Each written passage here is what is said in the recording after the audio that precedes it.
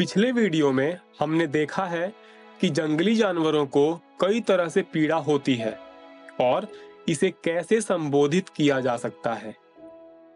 इस वीडियो में हम यह देखने जा रहे हैं कि हम जानवरों के लिए सकारात्मक बदलाव लाने के लिए क्या कर सकते हैं।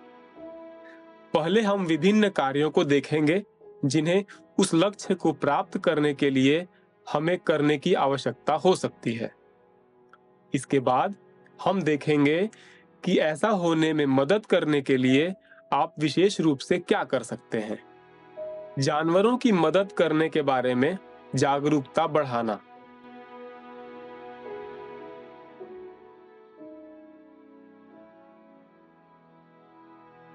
जानवरों की मदद करने के लिए दो मुख्य शर्तें पूरी करनी होती हैं। सबसे पहले यह आवश्यक है कि वास्तव में उनकी सहायता करने की इच्छा हो। दूसरा, हमें ऐसा करने के लिए ज्ञान और साधनों की आवश्यकता है। हम पहली शर्त से शुरुआत करेंगे। बहुत से लोग जंगल में रहने वाले जानवरों की स्थिति से या उन्हें मदद करने की जरूरत से परिचित नहीं हैं। जंगल में जानवरों का जीवन वास्तव में कैसा है, इसका वर्णन करने से लोगों की उनके प्रति चिंता बढ़ाने और जंगली जानवरों की मदद करने के तरीकों के बारे में अधिक जानने में रुचि बढ़ाने में मदद मिल सकती है। लोगों को उदाहरण दिखाना कि जानवरों की मदद करना पूरी तरह से कैसे संभव है या वास्तव में जहां यह पहले से ही किया जा रहा है वह भी एक महत्वपूर्ण भूमिका निभा सकता है। सामान्य रूप से सभी संवेदनशील व्यक्तियों के नैतिक विचार को बढ़ावा देना भी महत्वपूर्ण है, क्योंकि हमारे समाज में अभी भी जानवरों की उपेक्षा की जाती है। संवेदनशील प्राणी, चाहे वे किसी भी पारिस्थितिक तंत्र में हों या चाहे वे असंख्य या दुर्लभ प्रजातियों से संबंधित हों, अनुभव कर सकते हैं कि उनके साथ सकारात्मक या नकारात्मक क्या होता है।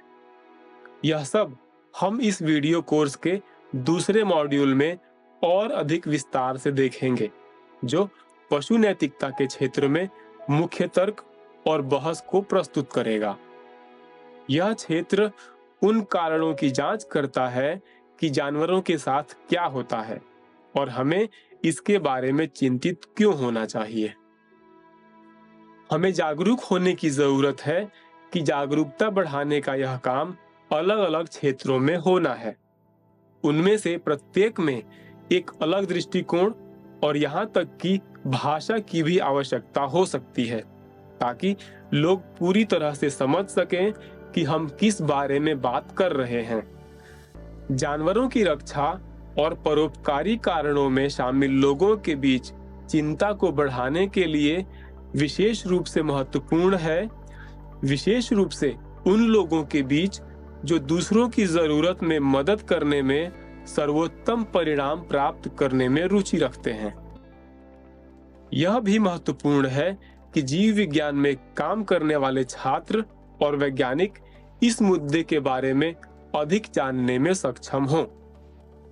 वे वही हैं जो एकेडमिक क्षेत्र में सकारात्मक बदलाव ला सकते हैं, जिससे जानवरों की भलाई के अध्ययन और अनुसंधान के एक सम्मानित क्षेत्र के रूप में उनकी मदद करने के तरीके स्थापित हो सकें।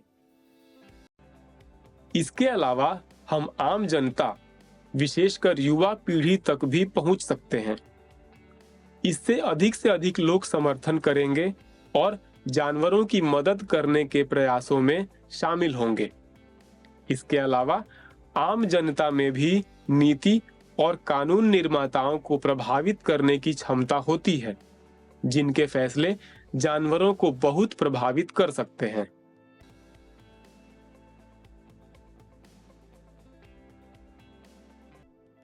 जंगली जानवरों को कम हानि पहुंचाते हुए भविष्य की ओर प्रगति करना।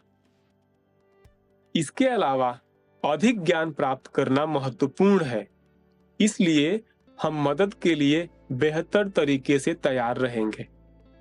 कभी-कभी यह माना जाता है कि चूंकि पारिस्थितिकी विज्ञानी आबादी, प्रजातियों और पारिस्थितिक तंत्र जैसी संस्थाओं का अध्ययन करते हैं, वे केवल उनके बारे में चिंतित हो सकते हैं, न कि अलग-अलग जानवरों के बारे में।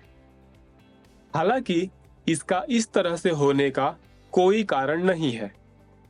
ऐसे विभिन्न लक्ष्य हैं जिन्हें इन विषयों में अधिक ज्ञान प्राप्त करके आगे बढ़ाया जा सकता है। हमें इन लक्ष्यों और स्वयं विज्ञान के बीच अंतर करने की आवश्यकता है।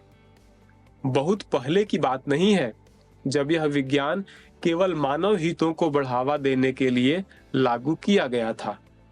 वर्तमान में पर्यावरणवादी लक्ष्य अधिक सामान्य हैं। हालांकि यह ज्ञान संवेदनशील व्यक्तियों की मदद के लिए भी लागू किया जा सकता है। इसके अलावा ऐसे मामलों की संख्या बढ़ रही है जिनमें इसे वास्तव में इस उद्देश्य के लिए लागू किया जाता है, और हमें इस प्रवृत्ति के विकास को प्रोत्साहित करना चाहिए। इस वीडियो कार्यक्रम के तीसरे मॉड्यूल में यह आकलन किया जाएगा कि जंगली जानवरों की भलाई के बारे में रुचि फैलाने के लिए वैज्ञानिक क्षेत्र में कैसे प्रगति की जा सकती है। इसे प्राप्त करने के लिए यह प्रस्तावित किया गया है कि कई प्राकृतिक विज्ञानों, विशेष रूप से पारिस्थितिकी और पशु कल्याण के विज्ञानों के प्रतिच्छेदन में काम किया जाना चाहिए। यह हमें जानवरों की भलाई और इसे प्रभावित करने वाले कारकों की जांच करने की अनुमति देगा। इसके लिए प्रयुक्त नाम कल्याण जीव विज्ञान है। हम समझाएंगे कि इस कार्य में पाठ्यक्रम के अंतिम वीडियो में क्या शामिल है। हम जानवरों की मदद के लिए क्या कर सकते हैं।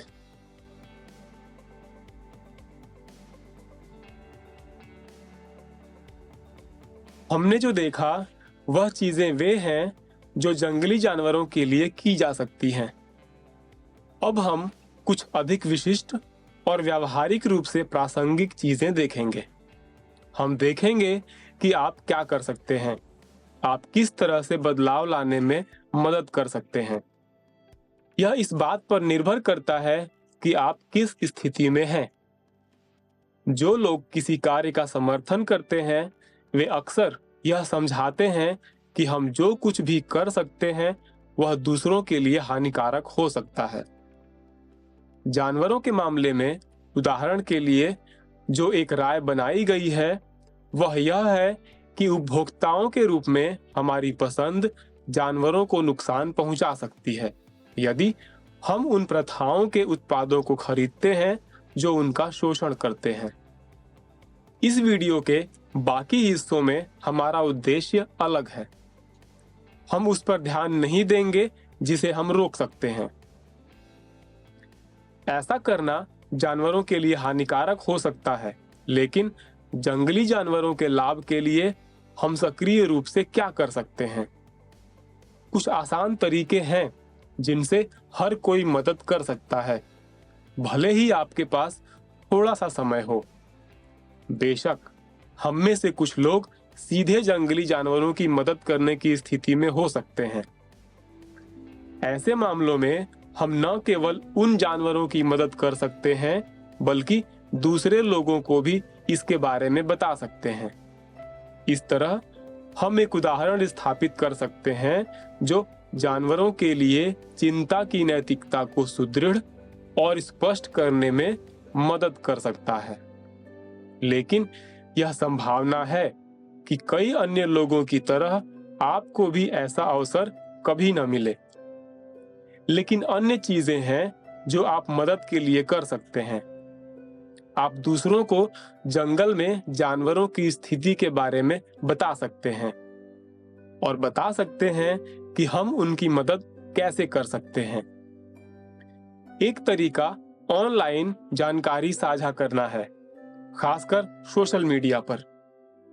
आप पशु नैतिकता या इस क्षेत्र में काम करने वाले अन्य संगठनों का अनुसरण कर सकते हैं और उनकी पोस्ट साझा कर सकते हैं और दूसरों को भी ऐसा करने के लिए प्रोत्साहित कर सकते हैं।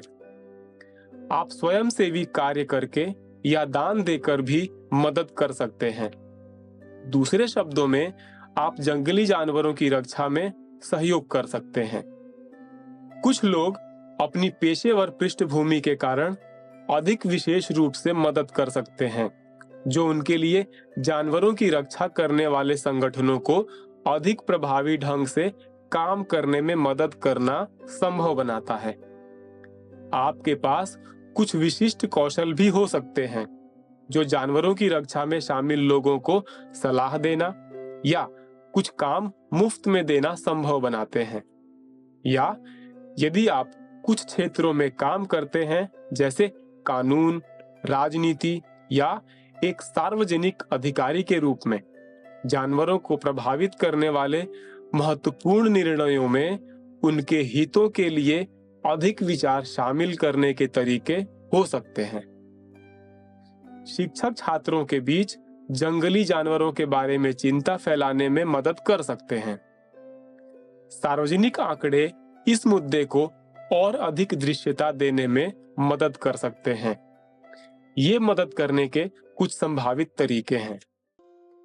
आप अपने अनुभव, स्थान और अपने लोगों के आधार पर दूसरों के बारे में सोच सकते हैं।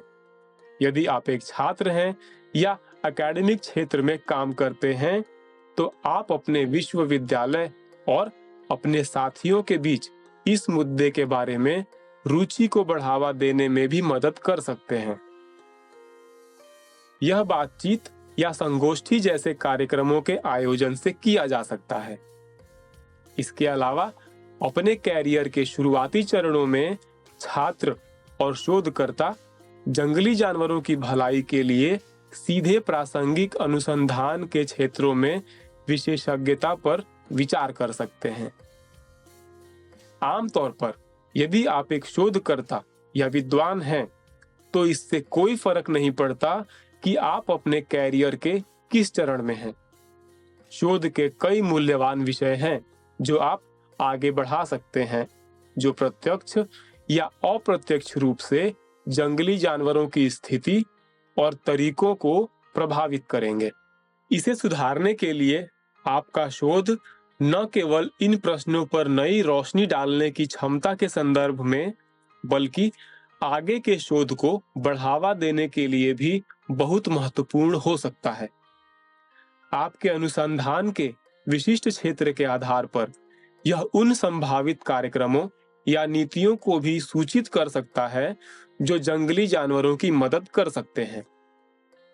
अंत में, यदि आप जानवरों की रक्षा में या सामान्य रूप से उनका परोपकार करने को बढ़ावा देने के काम में शामिल हैं, तो आप अपनी समर्थित चिंताओं की सूची में जंगली जानवरों की मदद करने पर विचार कर सकते हैं। आप जानवरों की स्थिति और उनकी मदद करने के कारणों और तरीकों के बारे में अपनी सूचना सामग्री में इस मुद्दे को शामिल कर सकते हैं। इसके लिए संदेश भेजने के बिल्कुल अलग रूप की आवश्यकता नहीं है। इसके विपरीत, आप केवल जंगल में जानवरों के लिए चिंता को शामिल कर सकते हैं कि यह क्या है। जानवरों को ध्यान में रखने के तरीकों में से एक कारण सरल है। जंगल में जानवर कैद रहने वालों की तरह ही महसूस कर सकते हैं और पीड़ित हो सकते हैं। इसलिए उनकी भी परवाह न करने का कोई कारण नहीं है। आप बस इस बात पर विचार कर सकते हैं कि जंगली जानवरों के बारे में कितनी जानकारी है और किन विशेष विषयों पर आप उसे अपनी सामग्री में जोड़ सकते हैं। आप इन वीडियो में या हमारी वेबसाइट पर ऑनलाइन ग्रंथ और अन्य आउटरीच सामग्री में जानकारी का उपयोग करके ऐसा कर सकते हैं। आपको जंगली जानवरों के बारे में हमारी सामग्री का उपयोग करने के लिए हमें श्रेय देने की चिंता करने की आवश्यकता नहीं है।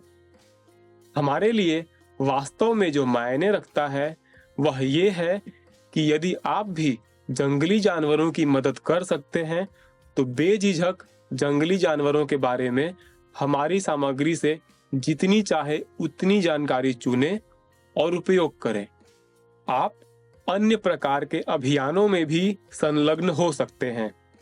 यदि आपका संगठन निकट अवधि के लक्ष्यों के उद्देश्य से विशिष्ट अभियानों पर ध्यान केंद्रित करता है, या यदि आप पैरवी का काम करते हैं, तो आप उन नीतियों के कार्यान्वयन के लिए अभियान चलाने पर विचार कर सकते हैं जो जंगली जानवरों के लिए बदलाव लाते हैं, या हम जो करते हैं उसके अनुरूप कार्यक्रम या अभियान चलाना, जो हमने पिछले वीडियो में देखा है। कभी-कभी कुछ पहलों का विस्तार करना संभव होता है जिन्हें पहले ही व्यवहार में लाया जा चुका है।